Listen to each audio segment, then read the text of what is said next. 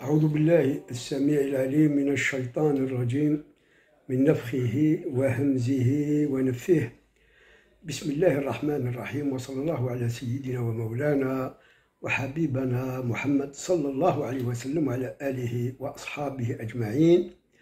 رب اشرح لي صدري ويسر لي أمري واحلل عقدة من لساني يفقه قولي. Je voudrais aujourd'hui apporter mon point de vue, une sorte de critique à la célèbre citation d'Ibn Arabi, qui a dit que Dieu est le miroir dans lequel tu te vois. Dieu est le miroir.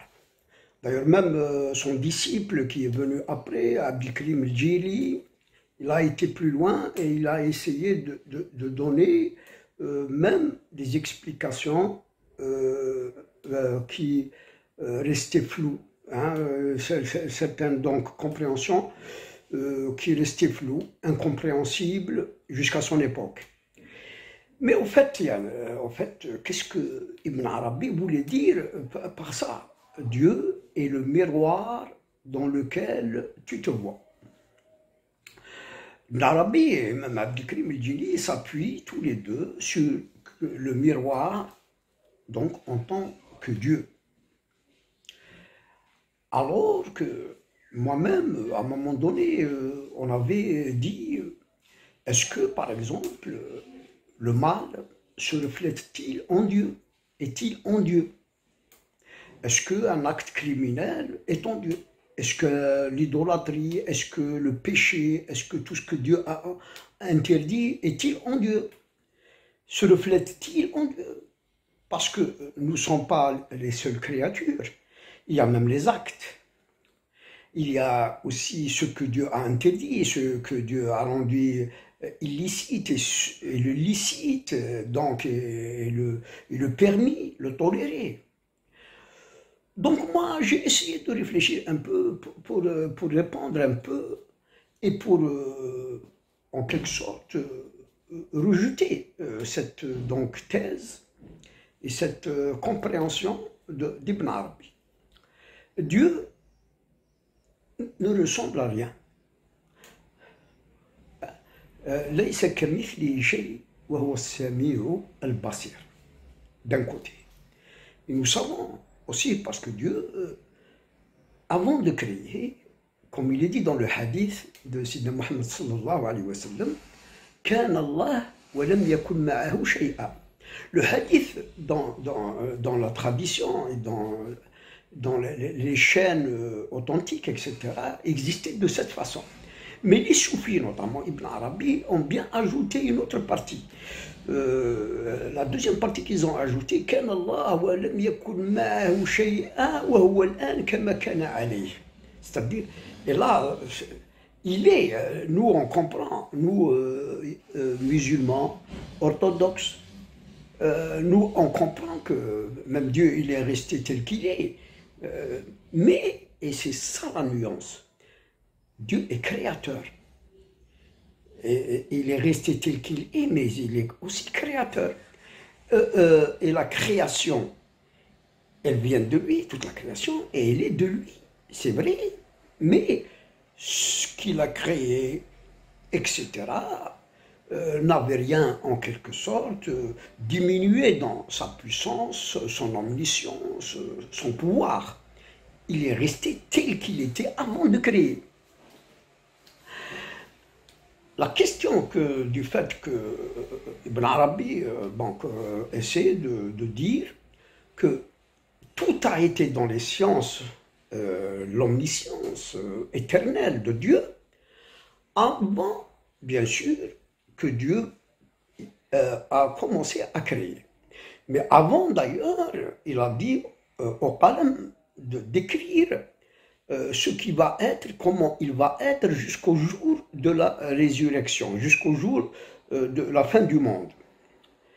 Et le Qalam a écrit sur ordre de Dieu tout ce qui va être, comment il va être, et ceci jusqu'à la fin des temps. Donc la table bien gardée, Lawh al-Mahfouz, porte en lui les sciences de Dieu. Les sciences de Dieu en quelque sorte écrites, et le fait qu'elles soient écrites, c'est-à-dire qu'elles ne changent pas, c'est immuable. Le destin et la destinée de chaque créature, de chaque être, donc elle est figée, elle est écrite, elle est écrite. Alors, le problème, c'est que les confusions et les amalgames qui peuvent se faire au point où cette philosophie et ce raisonnement d'Ibn Arabi et des restes et des autres savants comme lui, les ont amenés à considérer que les choses qui existent, et comme elles existent dans tout l'univers, étaient en Dieu. Et c'est pour ça que certains ont glissé. Et donc, on dit que les créatures font partie de Dieu. Alors que non, toutes les créatures étaient dans les sciences de Dieu, dans l'omniscience de Dieu. Et l'omniscience n'est pas l'essence absolue de Dieu. L'essence dhatillah, ce n'est pas ilmullah. Il faut distinguer donc les sciences, l'omniscience divine, de l'essence divine, de l'absoluté, de l'essence divine. Et là-dessus, il ne faut pas penser. Les Sahaba, notamment Abu Bakr as-Siddiq, radiyallahu anhum. Et donc on dit que la réflexion, ou essayer de comprendre l'essence divine, c'est un égarement. Et il n'est pas permis de le faire. Alors on peut dire tout simplement, moi, pour distinguer les choses, que si effectivement tout se reflète dans l'omniscience de Dieu, dans les sciences de Dieu, ce n'est pas dans l'essence de Dieu, non pas dans Fivetillah. On peut prendre un exemple justement. Par exemple, quelqu'un qui donc conçoit en lui-même une voiture, puis il la construit. Une fois construite cette voiture qui est sortie de ces sciences, il ne faut pas dire que la voiture créée par la suite fait partie de l'essence de l'ingénieur qui l'a créée.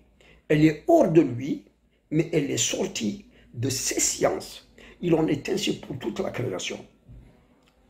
D'ailleurs, en plus de ça, le mal n'est pas en Dieu. Dieu a créé le bien et le mal, mais le mal n'est pas en lui. Lui, il est le bien suprême. Tout ce qui est bien et tout ce qui donc est entre nos mains de bien, tout ce qui est donc plaisir dans cette vie, tout ce qui est jouissance, etc., vient de lui. Effectivement, quand elles sont donc licites, quand elles sont permises.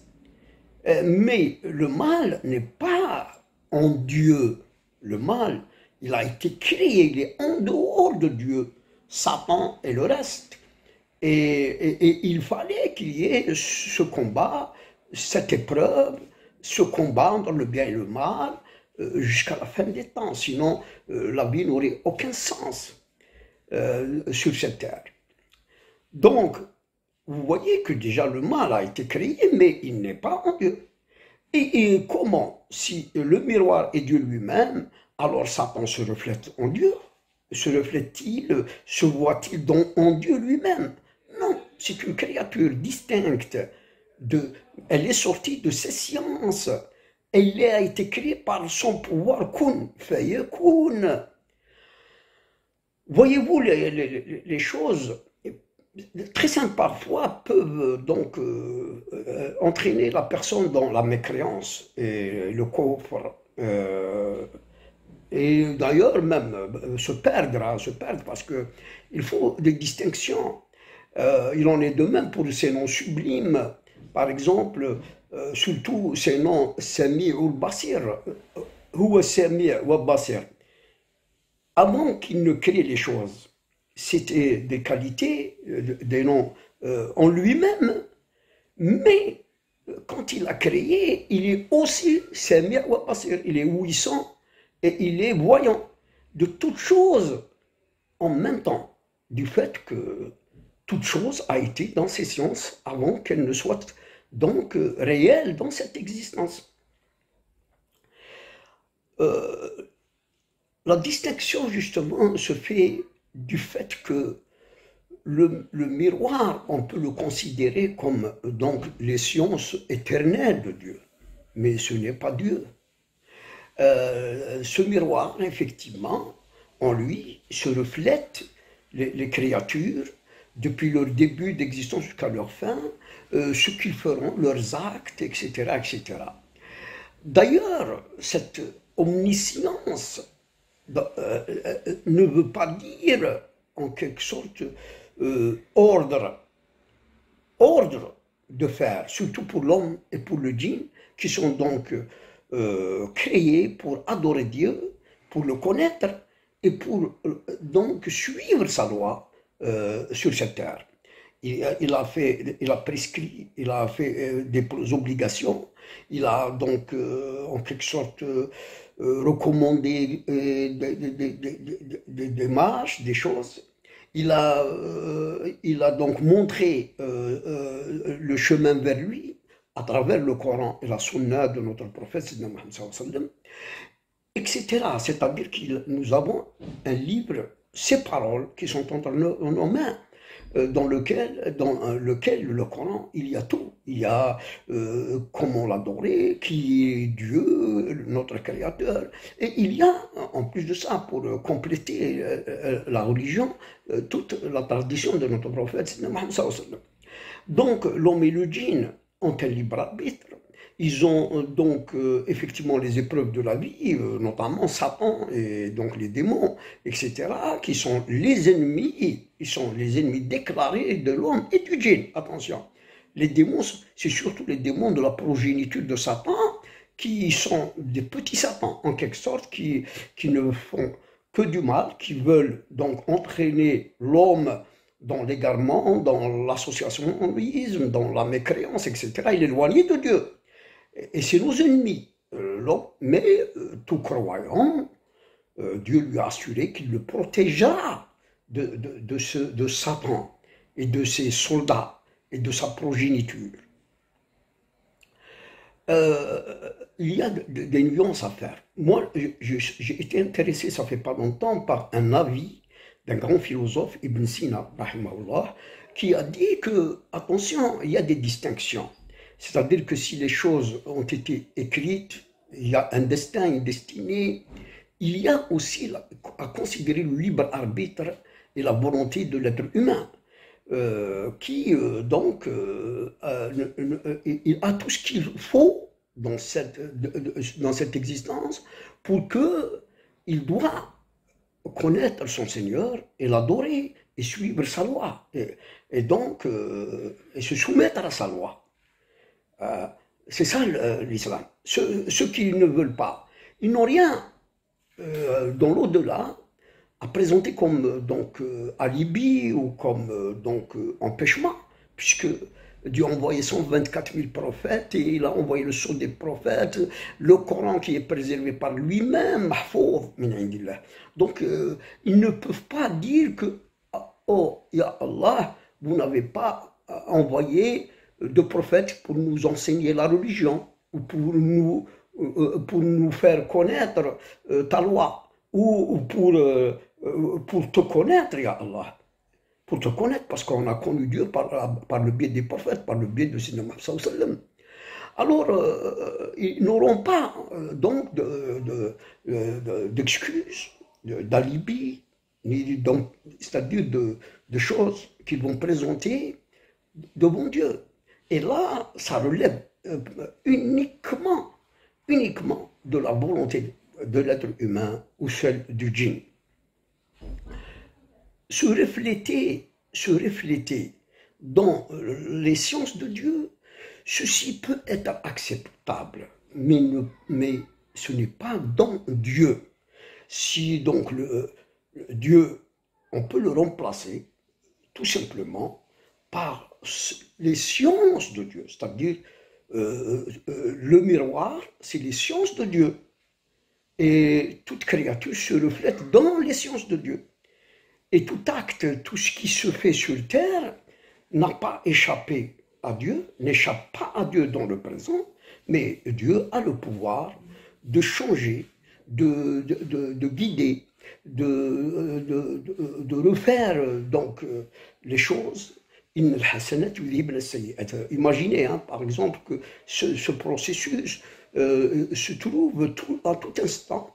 Dieu peut donc absoudre des gens, peut pardonner à des gens, et il reprend le cycle, etc., pour chacun des êtres humains et des autres créatures.